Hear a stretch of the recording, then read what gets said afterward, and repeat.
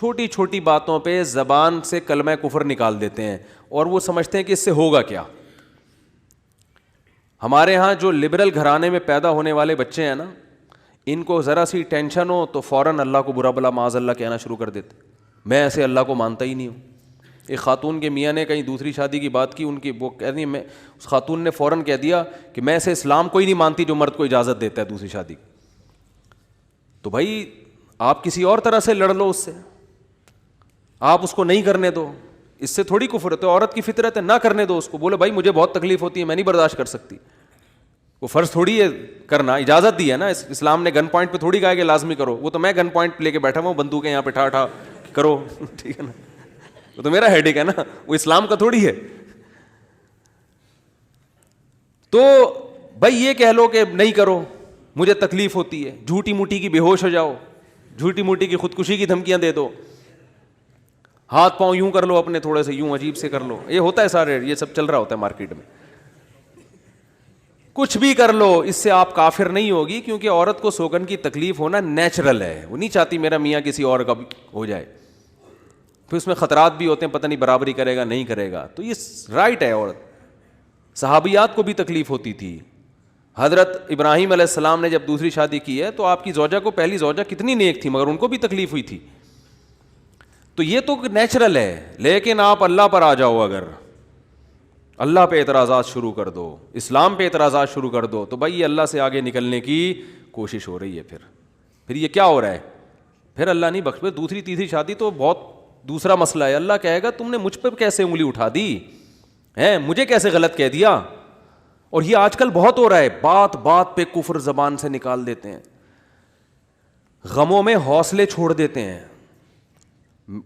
لوگ آ کے ملتے ہیں, یہ میرے ساتھ ٹینشن, یہ میرے ساتھ مسئلہ, یہ میرے ساتھ مسئلہ, پتہ نہیں اللہ کہاں ہے. ایک آدمی کے بچے کا انتقال ہوا, کہہ رہے یار اللہ کو میرا ہی بچہ مارنا تھا. بھائی تم کس کے مقابلے میں آ کے کھڑے ہو رہے ہو, خدا سے مقابلہ کر رہے ہو تم. تو یاد رکھو اللہ کی جو صفت ہے نا وہ ہے کبریائی, استغنا. اس سے لڑ کے, اسے برا بلا کہہ کے, اس کے خزانوں سے ایک تنکا بھی نہیں لیا جا سکتا. وہ آپ کے ان جذبات سے متاثر نہیں ہوتا. اگر آپ یہ سمجھو گے کہ میں یوں کروں گا, دیکھو باپ کے سامنے تڑیاں بعض دفعہ چل جاتی ہیں, باپ کے سامنے بعض دفعہ تڑیاں, میں ابا کو مانتا ہی نہیں جو مجھے جائیداد سے ہے نا آگ کر دیں اور مجھے گاڑی نہ لے کے دیں. ابا ہو سکتا ہے متاثر ہو کے بولیں بھائی چل یار یہ گاڑی تیرے نام کر دی میں نے, یہ پلاٹ تیرے نام کر دیا, میرا بیٹا تو مجھے ماننے سے انکار کر رہا ہے. لیکن اللہ کا اصول جو قرآن اور سنت سے پتہ چلتا ہے, جو آسمانی کتابوں سے پتہ چلتا ہے, وہ اصول یہ ہے کہ آج تک کسی نے اللہ کے خزانے سے اللہ کو معاذ اللہ برا بلا کہہ کے, اللہ پہ اعتراضات کر کے, اسلام کو برا بلا کہہ کے, اللہ کے پیغمبروں کو برا بلا کہہ کے, اس طرح سے واویلا کر کے, اگر آپ یہ سمجھتے ہو کہ اللہ کو آپ پہ ترس آ جائے گا کہ ہائے بیچارہ بہت ہی مجبور ہے, تو یہ دماغ سے ہمیشہ کے لیے نکال دو. اس سے بڑی سزا میں اللہ آپ کو ڈالے گا, اس سے بڑی سزا, اور وہ جہنم کی آگ. یہ تو کچھ بھی نہیں ہے. تبھی تو خودکشی کرنے والے پر اللہ کو ترس نہیں آتا. خودکشی کرنے والا ایک طرح سے انتقام لے رہا ہے اللہ سے کہ اللہ تو نے مجھے زندگی دی, مجھے اس قابل تو چھوڑا نہیں, تو نے تو میرے ساتھ غلط کیا, مجھے گفٹ چاہیے ہی نہیں نعمت کا. جیسے ہے نا آپ باپ نے آپ کو گفٹ دیا ہو اور آپ دشمنی میں آ کے باپ کو گفٹ واپس کر دو, مجھے نہیں چاہیے, ایسے پھینک دو آپ. تو ہو سکتا ہے باپ کا یہ اصول ہو, وہ پھر بھی وہ کہے نہیں میرا بیٹا ایسا نہیں. لیکن اللہ کا اصول نہیں ہے, اللہ کا یہ اصول نہیں. اللہ کہے گا بھائی تو کیا سمجھتا ہے, میں تجھے اور آگ میں ڈالوں گا. تو دنیا کی ٹینشنوں سے تو چاہتا تھا یہ ناکام عشق ہو گیا, عشق ناکام ہو گیا, اور یہ ہو گیا تیرے ساتھ, اور یہ ہو گیا, اور تو جاب لیس ہو گیا, اور گھر سے مہنگائی اور غربت کے تانے پڑ رہے ہیں تیرے کو, اور بے روزگاری کے تانے مل رہے ہیں, اور معاشرے میں تیری عزت نہیں ہو رہی, اور اب آ کے تو کیا کر رہا ہے, خودکشی کر رہا ہے. تو یہ سمجھ لے گا کہ میں تیرے پہ ترس کھا کے تجھے چھوڑ دوں گا. ایسا نہیں ہے. نبی صلی اللہ علیہ وسلم نے فرمایا جس نے خودکشی کی, جس طرح سے اپنے آپ کو ہلاک کیا ہے نا, تو قیامت تک برزخ کی زندگی میں اسی طرح سے اپنے آپ کو ہلاک کر کے مارتا رہے گا. اللہ کہے گا یہ زہر پی کے مرا تھا نا, زندگی دے گا اللہ برزخ میں اور کہے گا یہ زہر کی بوتل پی دوبارہ, اور اسی طرح تیری آنتیں کٹیں گی. جس طرح اپنے آپ کو مارا ہوگا برزخ میں قیامت تک اسی طرح اپنے آپ کو مارتا رہے گا وہ. یہ بہت بڑی غلط فہمی ہے کہ ہم واویلا کر کے اللہ کو اپنی طرف متوجہ کر سکتے ہیں, ہم زبردستی کر کے اللہ کو اپنی طرف مائل کر سکتے ہیں.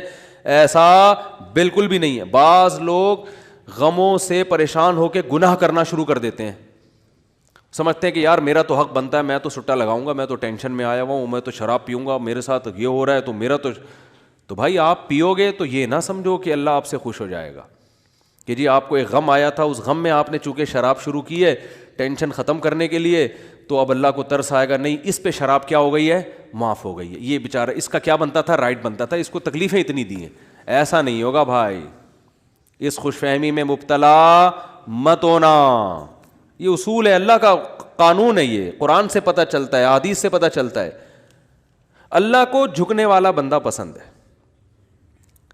جو اللہ بنانا چاہتے ہیں نا اپنی مخلوق کو, وہ کیا بنانا چاہتے ہیں, میں تمہارے ساتھ اچھا سلوک کروں برا سلوک کروں, تم بندے ہو, بندے بن کے رہو, ٹھیک ہے نا, کیا رہو, تم نے بس دعا ہی مانگنی ہے, اللہ یہ سب میرے ساتھ جو ہو رہا ہے یہ ٹھیک کر دے, میں ٹھیک کروں نہ کروں, تم نے ساری عمر کیا کرنا ہے, بس یہی مانگنا ہے کہ اللہ ٹھیک کر دے, اللہ محتاج ہیں, اللہ یہ بھی ٹھیک ہو جائے, اللہ یہ بھی ٹھیک ہو جائے, اللہ بے روزگار ہوں روزگار دلا دے, میری مرضی روزگار دوں یا نہیں دوں, نہیں بھی دوں تم نے یہی کہنا ہے اللہ دلا دے. ساری زندگی اسی دعا میں گزارنی ہے تم نے, چاہے میں تمہاری دعا قبول کروں چاہے تمہاری دعا قبول نہ کروں, کیونکہ تم بندے ہو, میں خدا ہوں, خدا تم تھوڑی ہو, تمہاری تھوڑی چلے گی زمین پہ. بہت سے لوگ یہ فالٹ ہے, دعائیں نہیں قبول ہو رہی, تبھی تو وظیفوں کی طرف جاتے ہیں. اولاد نہیں ہو رہی, کوئی وظیفہ بتا دے, او بھائی دعا مانگ لے, اولاد کہہ رہے دعا تو مانگ کے دیکھ لیا ہے, وہ تو ہو ہی نہیں رہی, تو کوئی ٹیکنیکل طریقہ ہو اولاد کا, سے کیسے ہو جائے گی بھائی, ٹیکنیکل طریقے تو نہیں ہے. یونس علیہ السلام جب مچھلی کے پیٹ میں تھے, کتنا بڑا غم لگا نا آپ کو. یونس علیہ السلام مچھلی کے پیٹ میں, تو اللہ سے آپ نے دعا مانگی, وظیفہ نہیں پڑھا ہے. وظیفے پڑھنا بھی جائز ہے, اگر کوئی قرآن و آیتیں ہیں تو کوئی گناہ نہیں ہے, لیکن جو اصل جو اسلام کی روح ہے وہ کیا ہے, دعا. تو یونس علیہ السلام نے مچھلی کے پیٹ میں دعا مانگی, لا الہ الا انت سبحانک. دیکھو حضرت یونس علیہ السلام, ہمارا جو مزاج ہے نا وہ کیا ہے, یونس علیہ السلام کئی سال اپنی قوم کو تبلیغ کرتے رہے ہیں, قوم باز بولو نہیں آئی. حضرت یونس کو یقین ہو گیا اس قوم پہ عذاب آنے والا ہے, تو آپ نے اللہ سے نہیں پوچھا, اس لیے کہ آپ کا خیال تھا بھئی یہ عذاب تو آئے گا, تو میں اللہ کے خوف سے اب بستی کو پہلے چھوڑ دیتا ہوں. میں آپ سے یہ اجتہادی خطا ہوئی, یہ اجتہادی خطا ہوئی کہ بھئی اللہ کی پرمیشن کے بغیر آپ نے قوم کو کیوں چھوڑا. حالانکہ اس اجتہادی غلطی کے پیچھے جو اس کی بیس تھی وہ بیس بہت اچھی تھی, وہ اللہ کا خوف اور اللہ کی خشیت, اللہ کے عذاب سے بھاگنا یہ تو حکم ہے نا. فنٹر بننے کی تھوڑی اجازت ہے کہ جہاں عذاب آ رہا ہے تو کھڑے رہو وہاں دیکھو, ایسا تھوڑی ہے. قوم لوط پر جب عذاب آیا تو جو اہل ایمان تھے ان کو حکم تھا پیچھے مڑ کے بھی نہیں دیکھنا ہے, اس عذاب کو دیکھنے کی بھی اجازت نہیں, ڈرو اس سے بھاگو. جب قوم عاد قوم سمود کی بستیوں سے نبی گزرتے تھے تو چہرے پہ کپڑا ڈال کے جلدی اپنی رفتار بڑھاتے تھے, بھئی یہ اس عذاب کو اپنی آنکھوں سے بھی نہ دیکھو, خوف پیدا ہوتا ہے اس سے. تو اتنا زیادہ آپ صلی اللہ علیہ وسلم خوف زدہ ہوتے تھے. تو اللہ کے عذاب سے تو دور بھاگنے کا حکم ہے. تو اب یہاں کیا ہے کہ کیا بات چل رہی تھی یار, حضرت یونس علیہ الصلوۃ والسلام اللہ کے عذاب کے ڈر سے اپنی قوم کو چھوڑ کر نکل گئے. یہ بیس بالکل ٹھیک ہے بھائی, جب اللہ کا وعدہ بھی یہی ہے کہ جو قوم ایمان نہیں لے کر آئے گی تو میں اس کو تباہ کر دوں گا. تو حضرت یونس علیہ السلام کو خیال ہوا کہ بھائی یہاں سے نکل جاؤ. جب بیٹھے ہیں کشتی میں, کشتی ڈوبنے لگی تو ملا نے کہا بھائی وزن کشتی میں زیادہ ہے, ایک آدمی کو نیچے اترنا پڑے گا ورنہ سب ڈوب جائیں گے.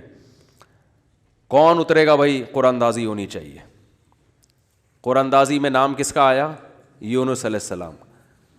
تو بتاؤ ہم ہوتے, ہم کہتے ساری زندگی تبلیغ کرتا رہا, اب جب عذاب آنے والا ہے تو اللہ کے خوف سے ہی نکلا میں, اس کا صلہ یہ مل رہا ہے کہ ڈوبنے والا کون ہے, بولو میں ہی ہوں.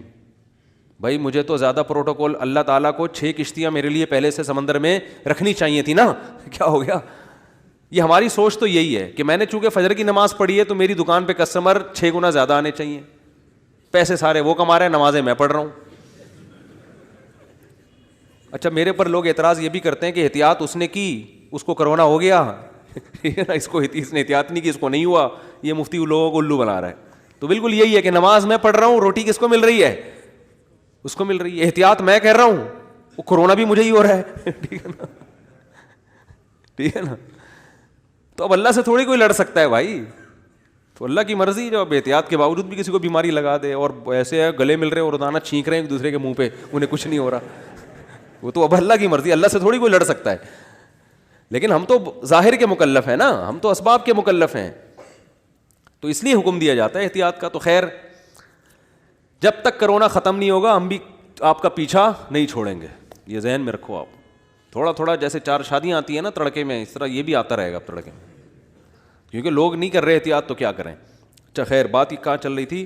تو یونس علیہ السلام کی جگہ ہم ہوتے تو بھائی ہماری حالت کیا ہوتی ہے. اللہ, جیسے تبلیغ میں ہم میں سے کوئی گیا ہوا ہوتا 4 مہینے کے لیے, 4 مہینے کے لیے تبلیغ میں نکلے ہوتے, اللہ کے راستے میں واپس آ رہے ہوتے, تو پتہ چلا کچھ یعنی کنوینس ہی نہیں مل رہی, پولیس والے پکڑ کے لے گئے, کسی کیس میں بند کر دیا, تو کیا وسوسے آتے ہیں دماغ میں. جیسے حج کرنے گئے نا, ایک آدمی حج کرنے گیا, لٹ گیا وہاں پہ نا جیب کتروں نے, تو وہ کہہ رہا ہے اللہ میں نے تو سنا تھا حاجی تیرے مہمان ہوتے ہیں, تو ہم نے تو دنیا میں کسی کو نہیں دیکھا کسی نے اپنے مہمان کس کی یہ انسلٹ کی ہو. ٹھیک ہے نا, ہم نے تو نہیں دیکھا, میں تیرا مہمان بن گیا اور کچھ بھی نہیں بچا میرے پاس, سب کچھ ہی لٹ گیا. تو جلا ہوا آدمی تھا. تو یونس علیہ السلام کی جگہ کوئی اور ہوتا, ہم جیسے نالائق ہوتے, تو ہم کہتے ہیں اللہ ساری زندگی قوم کی مخالفت لے کے تبلیغ کرتا رہا, اپنا تن من دھن لگا دیا, نہ کاروبار کی طرف توجہ, نہ کوئی پیسے کمانے, جو روکھی سوکھی ملی کھا لیا. پیغمبروں کا تو کوئی اجرت بھی نہیں ہوتی, وہ تو بالکل ہی اللہ توکل پہ چل رہے ہوتے ہیں. اے اللہ غربت میں وقت گزارا, کبھی کھانے کو ملا نہیں ملا, بس تیرے دین کو فوکس کیا. اب جب عذاب آنے والا ہے تیرا اس قوم پہ, تو تیرے خوف سے نکلا میں, جو تیرا ہی حکم ہے کہ مجھ سے ڈرو, میرے عذاب سے ڈرو. اب کم از کم کوئی 2-4 کشتیاں یا ہوائی بحری جہاز کوئی کھڑا ہوا ہوتا میرے استقبال میں, اور اگر نہیں تھا میں نے اپنے خرچے سے پہ کشتی لی ہے میں نے. ٹھیک ہے نا, ذمہ داری کس کی بنتی تھی اللہ, ذمہ داری تیری بنتی تھی کہ کشتی کا انتظام تیری طرف سے ہو.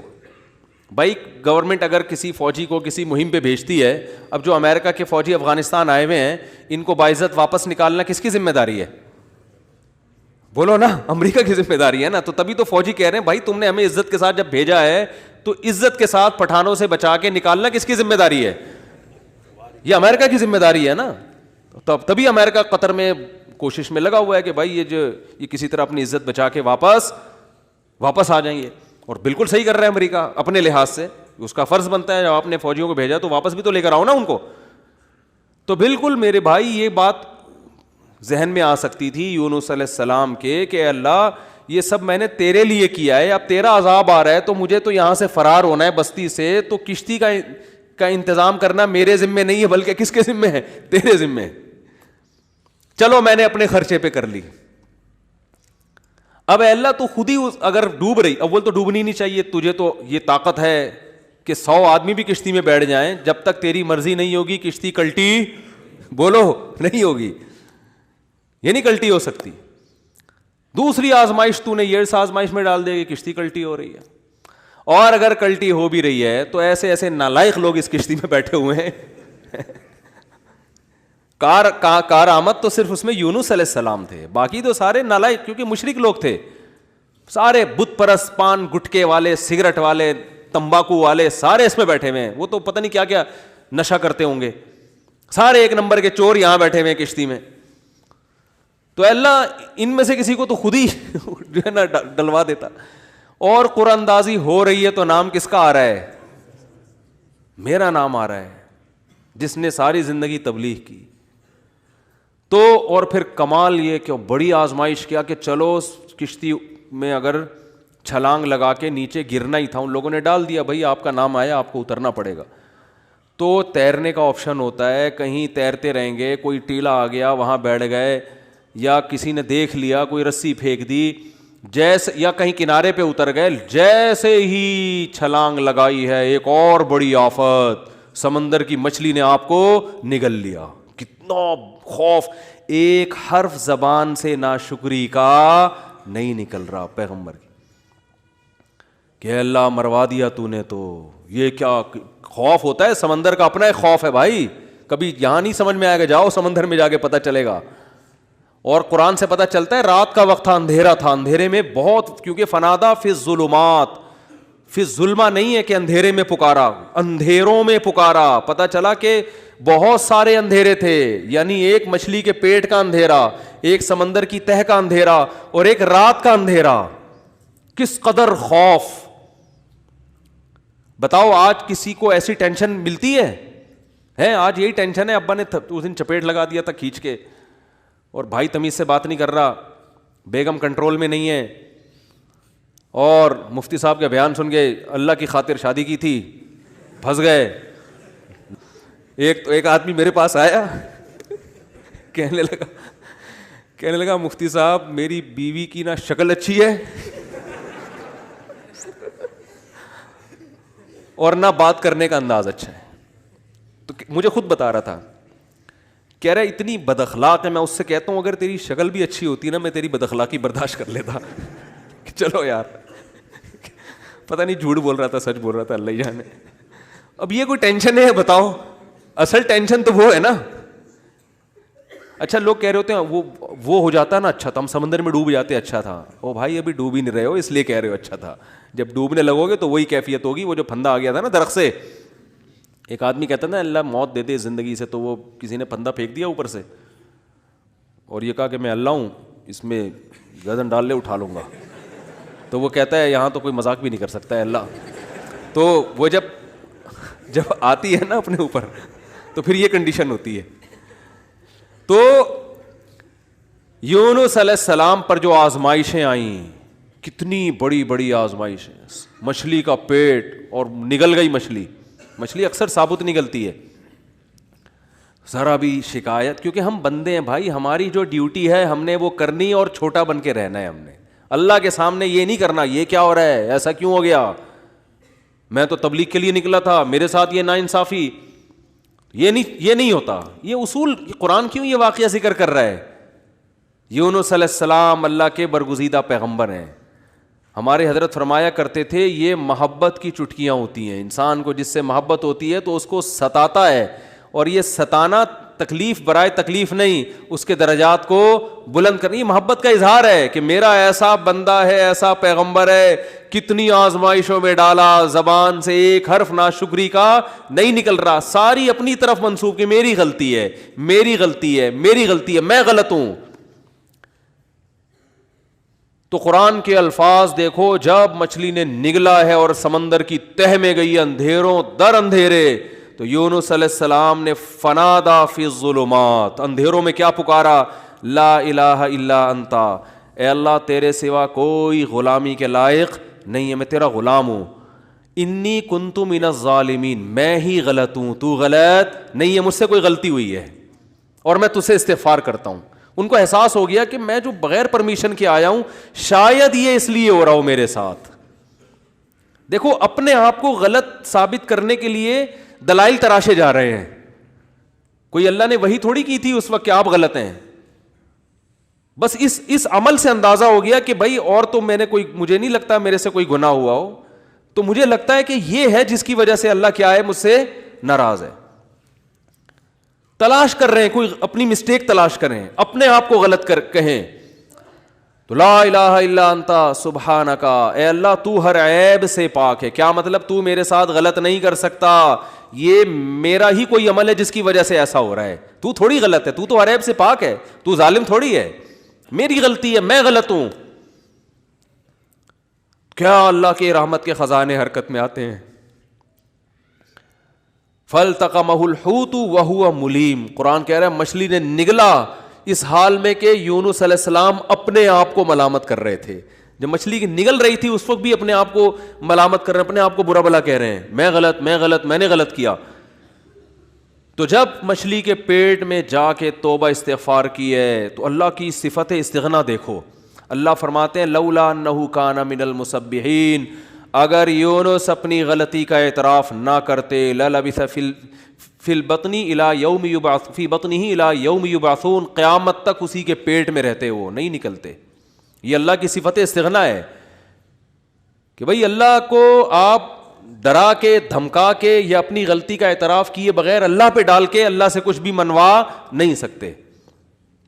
اللہ کہتے ہیں ہمیشہ رہتے، لیکن اللہ کو پتا تھا نہیں ہے ایسا، وہ تو آزمایا. پیغمبر تو گناہ نہیں کر سکتے نا، تو یہ تو اللہ آزما رہے ہیں دنیا کو دکھانے کے لیے کہ میرے نیک بندے ایسے ہوتے ہیں. تو اللہ فرماتے ہیں کہ فَأَنبَذْنَاهُ بِالْعَرَاءِ، ہم نے ایک میدان میں ان کو، جب انہوں نے توبہ استغفار کی ہے تو اللہ نے مچھلی کو حکم دیا ان کو نگل دے باہر، اور وہ مچھلی نے آپ کو ساحل سمندر پہ ڈالا ہے. اب اللہ کی رحمت کے خزانے، سمندر کے ساحل پر کچھ بھی نہیں تھا. اللہ فرماتے ہیں وہاں اپنی قدرت سے ہم نے درخت پیدا کر دیا جو ان کو کیا دے گا؟ چھاؤں. اب معجزے ہو رہے ہیں کہ نہیں ہو رہے؟ بھئی اللہ آزمایا، اللہ نے کہا آزمائش میں پورا اترا ہے یہ بندہ، میرے یہ نیک بندے آزمائش میں پورے اترے ہیں. اور اللہ نے اپنی قدرت سے درخت پیدا کر دیا اور حکم دیا جاؤ اپنی قوم کے پاس واپس جاؤ. قوم سے عذاب ٹل گیا. ہوا یہ تھا کہ جب یونس علیہ السلام کو یقین ہو گیا عذاب آ رہا ہے، تو یونس علیہ السلام جیسے ہی نکلے، وہ قوم تھی ہوشیار، اس کو اندازہ ہو گیا کہ بھائی یہ جب تک ہم میں تھے تو عذاب کا چانس نہیں تھا، یہ گئے ہیں تو اب واقعی آئے گا. تو عذاب دیکھے بغیر انہوں نے توبہ تائب شروع کر دی، تو اللہ نے وہ عذاب آنے والا ان سے کیا کر دیا؟ ٹال دیا. وہ ہے اللہ کی رحمت اللہ کے غضب پہ کیا رہتی ہے؟ بولتے کیوں نہیں بھائی؟ غالب. تو یہ واقعہ بھی ثابت ہو گیا، رحمت ہمیشہ گراف اللہ کا اوپر رہتا. ہاں عذاب دیکھ لیتے اور مذاق اڑاتے، جیسے قوم عاد نے مذاق اڑایا. فلما رأوه عارضا مستقبل اودیتہم، جب انہوں نے بادلوں کو اپنی طرف آتے ہوئے دیکھا، پیغمبر بتا رہے ہیں کہ یہ عذاب ہے، تو کہہ رہے ہیں ھذا عارض ممطرنا، کوئی عذاب نہیں ہے بھائی، بادل تو آتے ہیں برستے بھی ہیں، کوئی نارمل. وہ تو آخری دم تک ڈٹے ہوئے تھے. اب کیونکہ اللہ کی صفت غضب بھی ہے، رحمت غالب تو رہتی ہے، لیکن ایسا نہیں ہے کہ غضب ختم ہی ہو گیا ہے. پھر اللہ نے عذاب بھیجا اس قوم پہ. 7 دن 8 راتیں تیز ہوائیں چلی ہیں، 8 دن 7 راتیں، اور ایسا اٹھا کے اس قوم کو پٹخا ہے کہ اللہ فرماتے ہیں کأنہم اعجاز نخل خاویہ. 1 ہفتے کے بعد ایسا لگ رہا تھا کھجور کے تنے ہیں جو اوندھے پڑے ہوئے ہیں، بڑے بڑے قداور لوگ تھے وہ. اللہ نے تو اس لیے میرے بھائی جب کوئی غم آئے، پریشانی آئے، تو واویلا نہ مچایا کرو، رونے دھونے کی اجازت ہے. یہ بے صبری نہیں ہے، جب انسان کو غم ہوتا ہے روتا بھی ہے، ہائے ہوئے بھی کرتا ہے، لیکن اللہ کو برا بلا کہنا شروع کر دینا، میرے ساتھ اللہ یہ کر رہا، میرے ساتھ اللہ میں ہی ملا ہوں اللہ کو. آپ کا کام ہے غلامی، مانگتے رہنا ہے، مانگتے رہنا ہے، مانگتے رہنا ہے. اکثر ایک واقعہ علماء بتاتے ہیں، کتابوں میں لکھا ہوا ہے کہ ایک بزرگ حج کرنے جاتے تھے، حج کرنے کے بعد ندا آتی تھی قبول نہیں ہوا. کیا ندا آتی تھی؟ قبول نہیں ہوا. تو وہ دوبارہ چلے جاتے اگلے سال. جب حج کرتے پھر ندا آتی قبول نہیں ہوا، وہ پھر چلے جاتے، پھر چلے جاتے. تو کسی نے کہا کہ آپ خود ہی بتاتے ہو کہ جب میں حج سے فارغ ہوتا ہوں آسمان سے ایک ندا آتی ہے کہ قبول نہیں ہوا، تو پھر کیوں جاتے ہو بار بار بار بار؟ تو انہوں نے کہا بھائی میرا کام ہے حج کرنا، اپنی کوتاہیوں کی اصلاح کرنا، قبول کرنا کس کا کام ہے؟ اللہ کا. اب اللہ سے تو لڑ تھوڑی سکتا ہوں.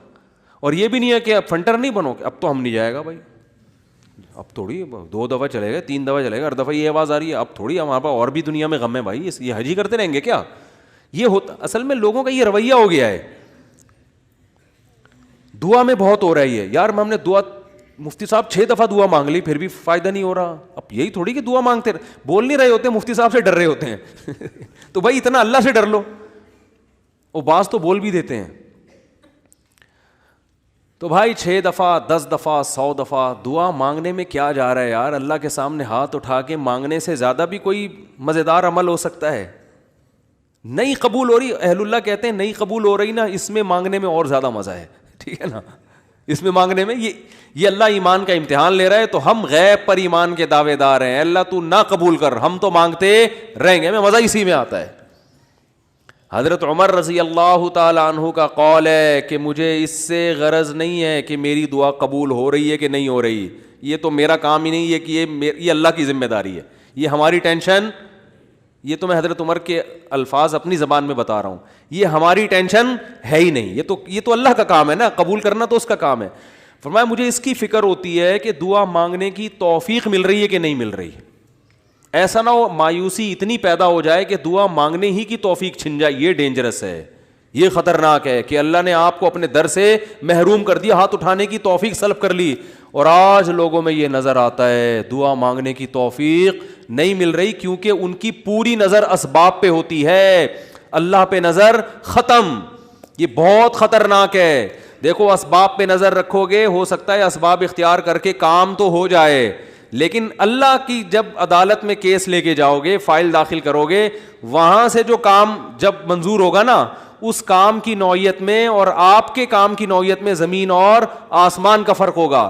جب اللہ کے سامنے کیس لے گئے, کام خراب بھی ہوگا تو بنے گا, اور جب اسباب پہ نظر رکھو گے بنے گا بھی تو ہو سکتا ہے اس میں خیر نہ ہو, یہ کوئی الٹا کام ہو رہا ہو. جس کام سے آپ نے اللہ کو نکال دیا اب اس میں خیر کی توقع نہ رکھیں. آپ بیمار ہوئے, صرف دواؤں پر اکتفا کیا ہوا ہے آپ نے, اللہ سے دعائیں نہیں مانگتے اور ضرورت بھی محسوس نہیں کرتے کہ چھوڑو یار, جب میں آگمنٹن کھا رہا ہوں, جب میں یہ سیرپ پی رہا ہوں تو گورے بھی تو ٹھیک ہوتے ہیں نا بغیر دعا کے. کیا خیال ہے بھائی, جب وہ ٹھیک ہوتے ہیں تو مجھے دعا مانگنے کی کیا ضرورت ہے؟ تو عین ممکن ہے آپ ٹھیک ہو جاؤ, دوا اثر کرتی ہے, اللہ نے دنیا کو اسباب سے جوڑ دیا, لیکن یہ ٹھیک ہونا بھی آپ کے لیے نقصان کا ذریعہ بن سکتا ہے. اور آپ دعا مانگو دوا کے ساتھ, ہو سکتا ہے آپ ٹھیک نہ ہو, لیکن پھر ٹھیک نہ ہو کے بھی اس میں اللہ کیا ڈال دے گا؟ بولو نا, خیر ڈالے گا. اللہ اس میں خیر ڈالے گا. جیسے یونس علیہ السلام کو مچھلی کے پیٹ میں اللہ نے داخل کیا ہے ان کے درجے کو اور بلند کرنے کے لیے. اگر یونس علیہ السلام کے ساتھ یہ مچھلی والا واقعہ نہ ہوتا تو شاید یونس علیہ السلام کا ذکر قرآن مجید میں نہ ہوتا, کیونکہ پیغمبر تو لاکھوں آئے ہیں نا, سب کا تذکرہ تھوڑی ہے. اور نبی صلی اللہ علیہ وسلم نے حضرت یونس کی فضیلت الگ سے بیان کی ہے. فرمایا لا تفضلونی علی یونس, مجھے یونس پر فضیلت مت دو. حالانکہ دیکھو یہ تو اجماعی عقیدہ ہے کہ ہمارے نبی تمام پیغمبروں سے افضل ہیں, لیکن کیا مطلب نام لے کے میرے مقابلے میں یونس کو نہ لے کر آؤ کہ میں ان سے زیادہ افضل ہوں. کیوں؟ کیونکہ اس میں اس بات کا امکان تھا کہ شاید اس واقعے کی وجہ سے لوگ یونس علیہ السلام کی توہین نہ کر رہے ہوں کہ وہ اللہ کی پرمیشن کے بغیر چلے گئے تھے. تو کہیں اس واقعے کو بنیاد بنا کے لوگ ایسا نہ ہو کہ کہیں کہ ہمارے نبی تو افضل ہے, یونس علیہ السلام افضل نہیں ہے, کیونکہ ہمارے نبی تو بغیر پرمیشن کے کوئی کام نہیں کیا اور یونس علیہ السلام تو اللہ کی پرمیشن کے بغیر چلے گئے تھے. تو اس لیے نبی نے اس کانسیپٹ کو درست کرنے کے لیے, کلیئر کرنے کے لیے کہ کہیں تمہارے ذہن میں یہ چیز نہ ہو, اس لیے کیا مطلب حدیث کا کہ یونس علیہ السلام کا نام لے کے دونوں کو مجھے ان کے مقابلے میں لا کے کھڑا مت کرو, اور یہ مت کہو کہ محمد صلی اللہ علیہ وسلم حضرت یونس سے افضل ہیں. حالانکہ افضل ہیں, لیکن جہاں بھی حضرت یونس کی توہین کا ذرہ برابر بھی شائبہ نکلتا تھا آپ صلی اللہ علیہ وسلم نے اس سے منع کر دیا, اس لیے کہ آپ صلی اللہ علیہ وسلم جانتے تھے کہ یہ جو کچھ یونس علیہ السلام کے ساتھ ہوا یہ اصل میں آپ کو بلند مرتبہ دینے کے لیے ہوا تھا, اور یہ بتانے کے لیے ہوا تھا کہ اللہ کی صفت استغنا کیا ہے, اور یہ بتانے کے لیے کہ اللہ سے لڑ کے کوئی چیز نہیں لی جا سکتی, اور یہ بتانے کے لیے کہ غموں میں, ٹینشنوں میں, پریشانیوں میں اللہ کے نیک بندوں کا رویہ کیا ہوتا ہے. اور میں آپ کی جنرل نالج کے لیے ایک بات یہ بھی بتا دوں کہ جس کا یہ لائف اسٹائل ہوگا نا وہ ٹینشنوں میں بھی خوش رہے گا. ویسے ہی ٹینشن ختم کر لیتے ہیں اللہ اس سے, کیونکہ وہ ہر ٹینشن کو کس کی طرف سے سمجھ رہا ہے؟ اللہ کی. تو جب اللہ ہمارا ہے اور وہ اپنے بندوں کا اچھا چاہتا ہے تو اس میں ٹینشن دے کے بھی ہماری کیا ہوگی؟ اس میں خیر ہی ہوگی. اس نے یعقوب علیہ السلام سے جو بیٹا چھینا تو یعقوب علیہ السلام کو نوازنے کے لیے چھینا. یوسف علیہ السلام کو جو بچپن میں باپ سے الگ کر دیا مصر کا بادشاہ بنانے کے لیے کیا اس نے, نہ چھنتے نہ بادشاہ بنتے. تو ہمارا کام ہے ہر برائی اپنے کھاتے میں ڈالیں. سمجھ رہے ہو کہ نہیں سمجھ رہے؟ اور ہر اچھائی کس کی طرف منسوب کریں؟ اللہ کی.